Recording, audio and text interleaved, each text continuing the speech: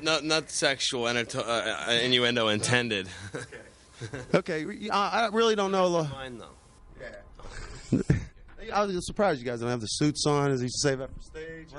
You know, the suits, that's usually formal gear. Like on stage, we got our stage where it's a little more athletic, kind of, you know, for just stage kind of activities, because we just, you know, kind of like the Star Trek crew. Right now there's an outfit for every occasion that's kind of in the regalia of the band, you know. Yeah. We're just in Deadsy Street gear. Deadsy Street. Not even in Deadsy Street gear. Yeah, we're off duty. I was just skateboarding from the bus to the arena gear. How good are you at boarding? You like as good as Tony Hawk or something? I'll shred that guy. No. Shred that guy, kick his ass. Maybe on the PlayStation, Xbox. Yeah. Now let's talk a little bit. I don't know. Like I said, excuse my ignorance. I don't know a lot about you guys, except that I like the CD a hell of a lot. Cool. And you hooked up where, and how did you hook up with Korn's label, Elementary, and all that good stuff? Well, you know, Dr. Nur and myself, Dr. Nur and myself, you know, we met back in school. We're doing an interview. All good, man. Gotta find out if you guys need something here. Nope. Let's go.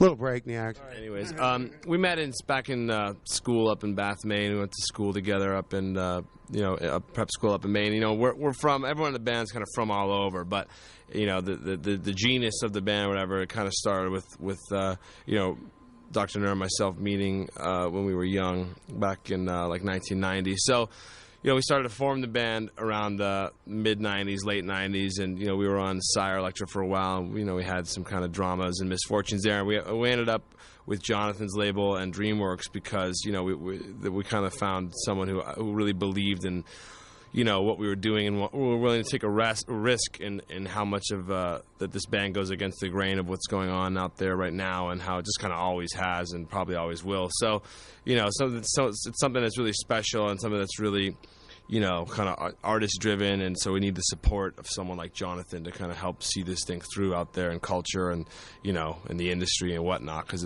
there's a lot of politics and there's a lot of bureaucracy. Oh yeah, we hear a lot of that here on the RockCircustv show. We had Jonathan on probably 8 years ago. No, yeah, they were opening for Megadeth, and I remember I couldn't interview Dave Mustaine, but I was able to, you know, interview Korn. It's funny how things come full circle. Now Dave Mustaine's begging me to do interviews with him. I'm like, nah, dude, I hate your guitar sound. Sorry. You're not a Mustaine fan? Yeah, but I don't know. His Winning Bullets. Yeah, no, that's the shit. He sells. He sells it. Who's buying? You know, well, someone's got to buy it these days, and we're going to be up shit creek without a paddle. Now, how do you feel about all the Turn of World events? Do you think you're kind of bringing in a sort of a style or gearing towards a new world where we're trying to get away from this old barbaric type of, you know, whole ordeal with music, culture? I mean, in terms band's of music, all-encompassing, I think, to just be true to whatever all realities are of the history of mankind and the current, and that's kind of what the band was forged for, to be like this kind of almost like a soothsayer, almost like a sage or whatever. I mean, the band kind of is going to stay true and neutral in its own opinions and just translate the realities. So, you know, that's why we're really into, as much as we're into current things, we're really into how ancient structures and ancient philosophies and ancient civilizations kind of still affect the current, and how you can't escape, the humans can't escape the just humanness of all these things, and how, you know, the tumultuousness of you know, the birth of metal and all these things are reflections of society. So, you know, we're just going to take a little bit more of a well-rounded approach and not just, you know, pigeonhole ourselves into one specific genre. We're going to be able to breathe and kind of change or whatever with however we change as people and as a reflection of maybe society as a whole. You know, so, you know, it's early on in the game yet, and this album's kind of supposed to serve as like chapter 1, you know.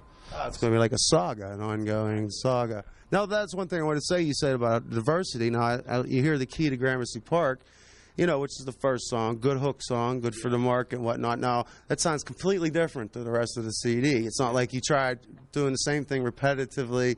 Was that song written specifically to try and catch the market's ear? Or, I mean, it's just the way it varies from everything else. Well, it's a good jam, first off. Oh, yeah, it is fun. I mean, it's a fun song, and it is, I guess it does serve kind of as a Trojan horse. Every band has one of those, man. Every band has something, especially if you're really esoteric, that you got to have something that's going to immediately grab people's attention to then give them a sort of... That's the word I thought of this morning, was esoteric. These guys are, you know, very surreal and esoteric. And The attention span of the listener today, I think, you got to have a simple hook just to grab them, just to reel them in, and it's also a challenge for us. How's that go? Round the outside, round the outside.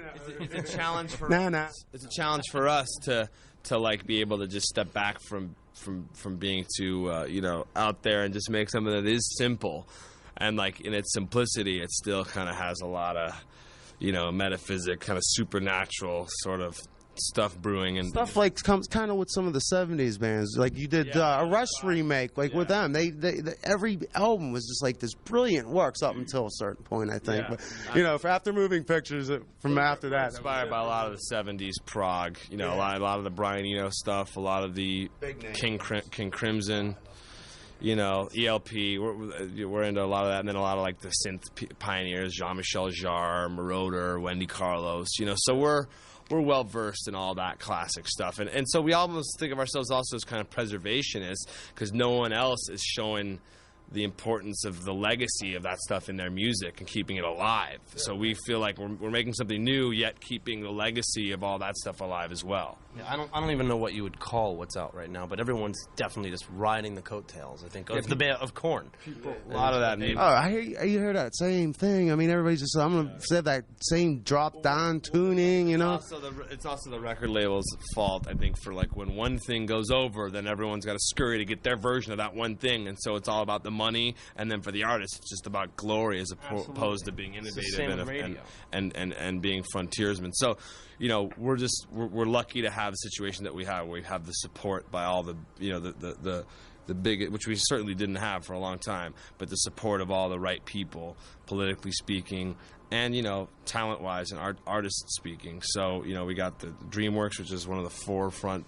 Forerunning. They're on the cutting. Yeah, right now they're on the cutting edge, and then we have someone like Jonathan in our court with the Elementary situation, which is like why we're on this tour. So we have a real good.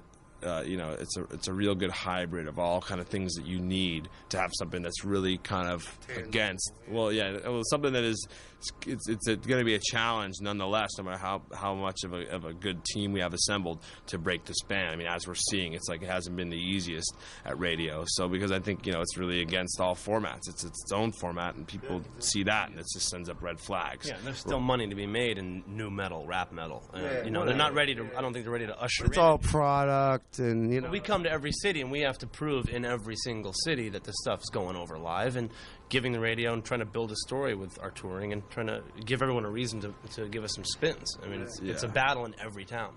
It is. It literally is, because there's just so many bands out there and a limited amount of money to advertise and revenues and whatnot. Were you guys in a fraternity or something? I mean, because you kind of get that vibe from the, it's more like the frat house. That's our actual school. This is the actual boarding school that he and I went to. That's the mansion. Yeah.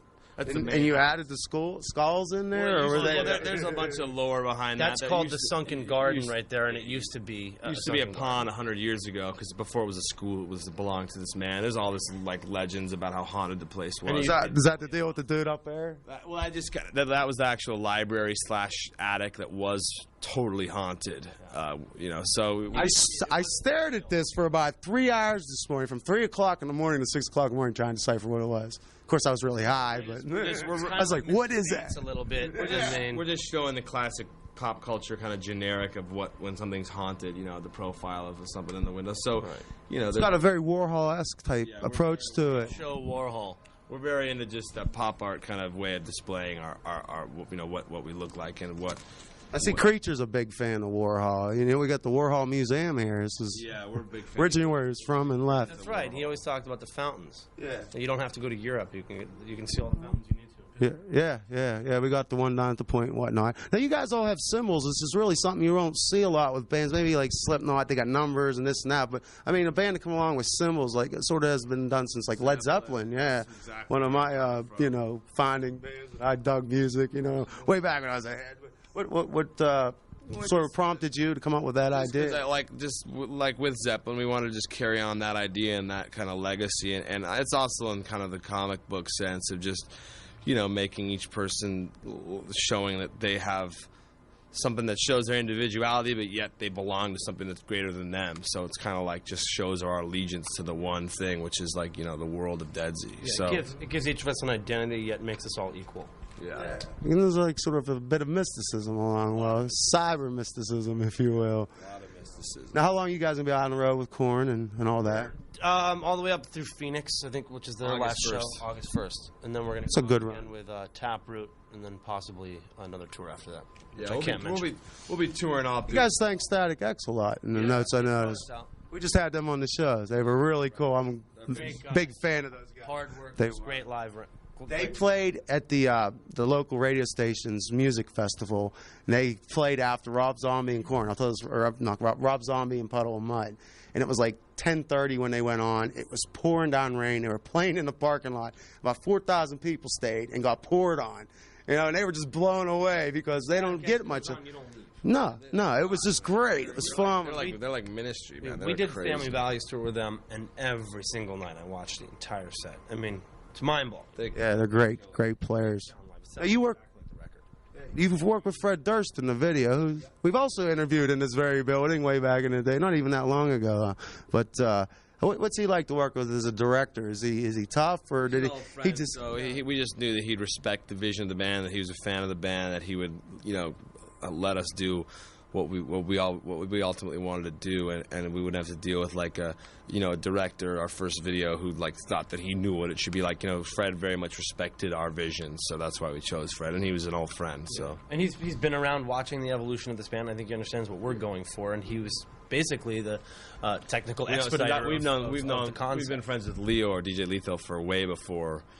Since back in House of Pain days. So I actually remember, Limp Bizkit arriving to LA for the first time, like years ago. So, I mean, we've seen them since the beginning. Yeah, and they pulled up in a van, and didn't they total their van in Colorado? Winnebago. It got caught on fire or something. Fred told us a story way back. Yeah, that's good. So I guess we'll let you guys go. We have a limited amount of time here. I'd like to thank you guys for coming on the show. Exeter, Dr. Nerd, you guys are the shit. We're going to check this shit out right now. Kick it up on the Rock Circus, the key to Gramercy Park. Yeah. Okay, get you to just do a quick show. Absolutely. And then I'll be done with you, and we'll get the fuck out Rock of here. Circus. Yeah, great. Is that cool? Yeah, you're watching Rock Circus? Yeah. We're Deadsy or whatever you want to say. Should I do individual? What channel in Pittsburgh does this go on? It's like Channel 21. Okay, cool. Yeah, it's like a K-Wax. Awesome. Individual, or should we do it together? Do it together. Say, we're Deadsy, you're watching Rock Circus. He can say, I'm I'm Exeter from Deadsy, and I'm Dr. Okay. and you're watching. Okay. Ready? Yeah. I'm Exeter from Deadsy. Dr. Nerd from Deadsy. It's spontaneous. We'll plug the website too. I don't even know the website is. It's